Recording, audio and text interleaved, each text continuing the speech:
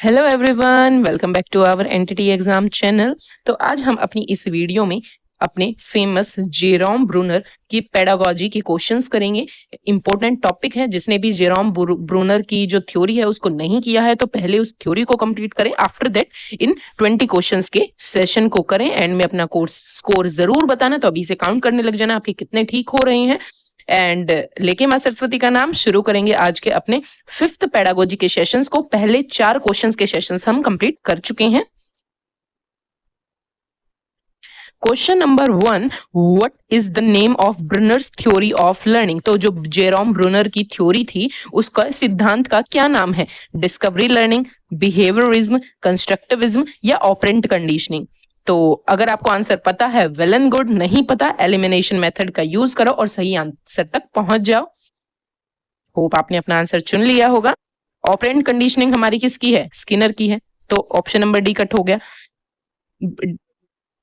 Behaviourism एक पूरा संप्रदाय है जो बिहेवियरिज्म को, जैसे थॉर्नडाइक बढ़ावा देते हैं, स्किनर, पैवलो, तो ये बिहेवियरिज्म से रिलेटेड है। तो जो हमारे जेरोम ब्रूनर है उनकी लर्निंग थ्योरी का क्या नाम था? ऑप्शन नंबर ए, डिस्कवरी लर्निंग। उन्होंने खोज को बढ़ावा दिया था अपनी जो थ्योरी दी है उसमें। ऑप्शन नंबर ए करेक्ट है।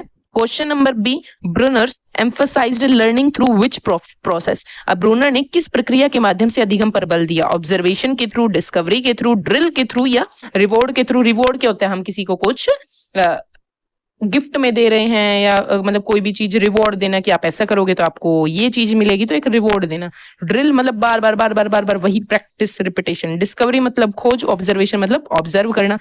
तो जब ब्रूनर की जो थ्योरी है उसका नाम ही डिस्कवरी लर्निंग है, तो ऑब्वियस ही बात है वो कैसे लर्निंग को बढ़ावा देंगे? डिस्कवरी के थ्रू। ऑप्शन नंबर बी हमारा करेक्ट होगा। Question number 3, which mode is not part of Brunner's 3 modes of representation. सबसे पहले क्वेश्चन के थ्रू आपका क्लियर हो गया कि ब्रूनर ने 3 मोड्स ऑफ रिप्रेजेंटेशन दी हैं जिसके थ्रू बच्चा सीखता है। तो कौन सा उस 3 जो रिप्रेजेंटेशन है उनका हिस्सा नहीं है? इनएक्टिव, आइकॉनिक, सिंबॉलिक या लॉजिकल। तो होप आपने अपना आंसर चुन लिया होगा। हमारा ऑप्शन नंबर डी करेक्ट होगा, लॉजिकल, क्योंकि जो 3 मोड्स हैं रिप्रेजेंटेशन के ब्रूनर के अकॉर्डिंग, इनएक्टिव, आइकॉनिक, सिंबॉलिक, ये तीनों हैं और ऑप्शन नंबर डी हमारा करेक्ट होगा। Question number 4, Bruner's enactive mode refer to. जो ब्रूनर का इनएक्टिव मोड है वो किस चीज से संबंधित है? इमेज से, लैंग्वेज से, एक्शन से या आइडिया से। तो नाम से ही, जैसे इनएक्टिव, इनएक्टिव मतलब एक्टिविटी के थ्रू, हैंड ऑन एक्सपीरियंस, जिसमें बच्चा एक्टिविटी के थ्रू करता है, करके देखता है। तो ये 0 to 3 ईयर्स की एज ग्रुप में ये रिप्रेजेंटेशन का मोड होता है सीखने का। तो इनएक्टिव मोड का मतलब क्या है? बच्चा एक्टिविटी, एक्शंस के थ्रू सीख रहा है। तो ऑप्शन नंबर सी ठीक होगा हमारा। Question number 5, in which year did Bruner proposed the spiral curriculum. तो ये भी आपको पता होगा कि जेरोम ब्रूनर ने स्पाइरल करिकुलम की खोज की थी। तो स्पाइरल करिकुलम कैसा होता है? ये क्या है? हमारा स्पाइरल करिकुलम है। जैसे कि स्पाइरल मतलब एक रिंग की तरह, जैसे एक करिकुलम, उसको पीछे रिवाइज्ड बढ़िया किया, अच्छा मतलब मजबूत, फिर उसको करवाया, फिर अच्छे से दोबारा रिवाइज करवाया बच्चों को, फिर मतलब वो चीज बच्चे को अच्छी तरीके से क्लियर हो जाती है। तो इस तरीके से स्पाइरल करिकुलम को हमारे जेरोम ब्रूनर ने दिया था। और किस वर्ष दिए थे इन्होंने? 1956 में, 1960 में, 1966 में, 1971 में। तो जेरोम ब्रूनर ने अपना स्पाइरल करिकुलम 1960 में दिया था। ऑप्शन नंबर बी हमारा करेक्ट होगा। Question number 6, the spiral curriculum means. Spiral curriculum का क्या अर्थ है? अभी मैंने आपको समझाया, रोट लर्निंग को बढ़ावा देगा, रिपीटेशन को, रिवाइजिंग कॉन्सेप्ट्स को, या लीनियर टीचिंग को। लीनियर क्या होता है? सीधी उसमें चल रहा है। तो स्पाइरल करिकुलम तो हमारा ऐसा है जो एक बार कंप्लीट होने के बाद फिर दोबारा से रिवीजन को बढ़ावा देता है, फिर दोबारा से रिवीजन, बैक एंड फोर्थ वाली चीज है। तो ऑप्शन नंबर सी हमारा करेक्ट होगा, रिवाइजिंग कॉन्सेप्ट को प्रमोट करता है। Question number 7, Bruner believed learning should be. Bruner का मानना था कि अधिगम होना चाहिए पैसिव, एक्टिव, मैकेनिकल या मेमोराइज्ड। तो ब्रूनर ने डिस्कवरी की है, तो डिस्कवरी कैसे करता है बच्चा? एक्टिव होके, खोज करके। तो ऑप्शन नंबर बी हमारा करेक्ट होगा। Question number 8, Bruner theory is rooted in. जो ब्रूनर की थ्योरी है, सिद्धांत है, वो किस चीज पर आधारित था? बिहेवियरिज्म पर, कॉग्निटिविज्म पर, साइको एनालिज्म पर या ह्यूमनिज्म पर। होप अपने आपने आंसर टिक करेक्ट कर लिया होगा। तो ऑप्शन नंबर बी हमारा करेक्ट होगा, कॉग्निटिविज्म पर ब्रूनर की थ्योरी बेस्ड थी। Question number 9, what role does scaffolding play in Bruner's theory? तो जो ब्रूनर है उन्होंने हमारा स्कैफोल्डिंग वर्ड दिया था। आई नो स्कैफोल्डिंग वर्ड है वो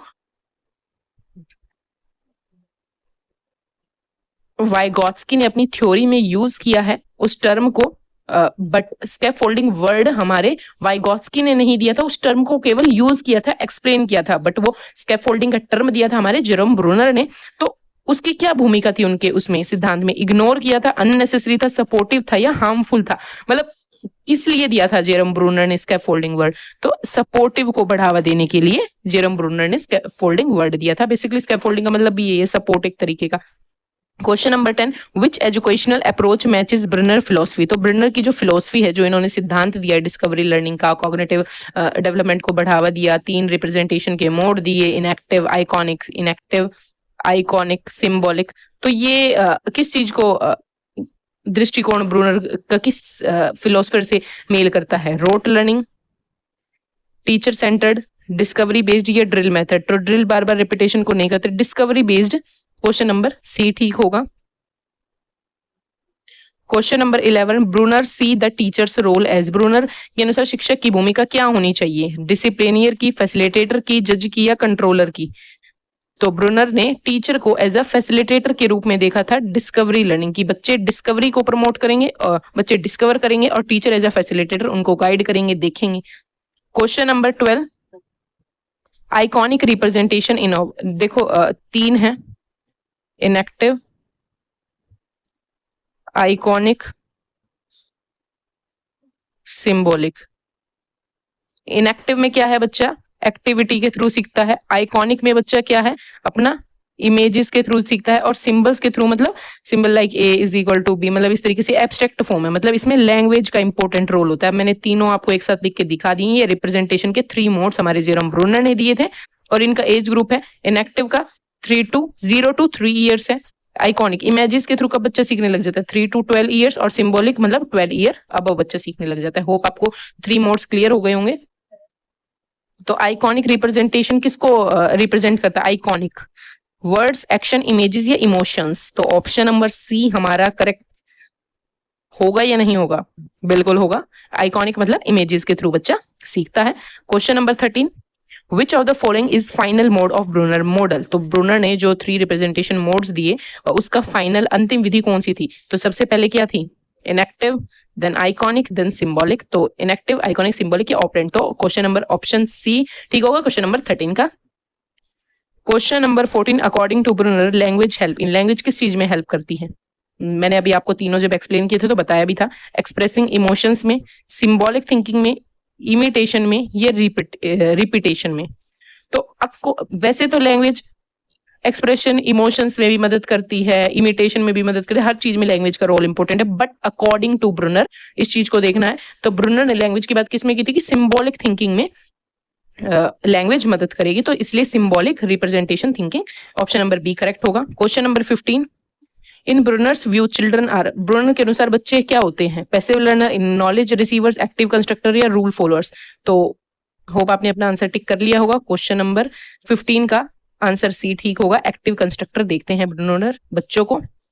question number 16, Bruner theory supportive which type of curriculum? किस करिकुलम को सपोर्ट किया है? Teacher centre, student centre, text based या रोट बेस्ड?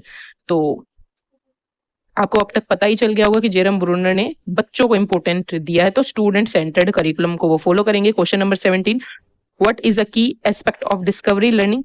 डिस्कवरी लर्निंग के क्या की एस्पेक्ट है? मेमोराइजेशन, एक्सपेरिमेंटेशन, गेसिंग या रीडिंग? तो एक्सपेरिमेंटेशन, डिस्कवरी करके एक्सपेरिमेंट करके देखना चीज को। Question number 18, which psychologist most influenced Bruner theory? तो ब्रूनर के सिद्धांत से किस मनोवैज्ञानिक का सबसे अधिक प्रभाव था? किसका प्रभाव था ब्रूनर पर? स्किनर का, पियाजे का, वॉटसन का या पेवलोव का? देखो पेवलोव हो गया, जेबी वॉटसन हो गया, स्किनर हो गया, ये सब बिहेवियरिज्म को बढ़ावा देते हैं, रिवॉर्ड, पनिशमेंट, इन चीजों पर इनका बढ़ावा है, कंडीशनिंग पर बढ़ावा है। लेकिन हमारे पियाजे ने कंस्ट्रक्टिविज्म को बढ़ावा दिया, इसलिए पियाजे से इन्फ्लुएंस्ड थे हमारे Jerome Bruner. Question number 19, which teaching strategy aligns with Bruner theory? तो कौन सी टीचिंग स्ट्रेटजी अलाइन करती है ब्रूनर के सिद्धांत से? लेक्चर, प्रॉब्लम सॉल्विंग, डिक्टेशन या टेस्टिंग? तो डिस्कवरी करके हम प्रॉब्लम को सोल्व कर सकते हैं। क्वेश्चन नंबर बी हमारा करेक्ट होगा problem solving. Question number 20, which term is associated with Brunner's idea of building on prior knowledge. पूर्व ज्ञान पर आधारित ब्रूनर की अवधारणा से कौन सा शब्द जुड़ा हुआ है? जो पूर्व अवधारणा पूर्व ज्ञान से रिलेटेड है। Assessment, scaffolding, punishment, modelling. तो इन चारों में से नॉर्मल बताओ, आपको क्वेश्चन समझ में नहीं आया तो क्या टिक करोगे आप? किस चीज पर बात की है ब्रूनर ने? असेसमेंट पर की है, स्कैफोल्डिंग पर की है, पनिशमेंट पर? नॉर्मल सी बात है, स्कैफोल्डिंग पर बात की है हमारे जर्मन ब्रूनर ने। ऑप्शन नंबर बी हमारा करेक्ट होगा। हमारे 20 क्वेश्चन कंप्लीट हो गए हैं और जो ये हमारा इंपॉर्टेंट टॉपिक था वो भी क्लियर हो गया होगा आपको। सो 20 में से आउट ऑफ कितना स्कोर किया जरूर से जरूर बताना, और यहां से डेफिनेटली आपको एक क्वेश्चन एग्जाम में देखने को मिलेगा। मिलते हैं नेक्स्ट टॉपिक के साथ, न्यू क्वेश्चंस के साथ। आज के लिए बस इतना ही।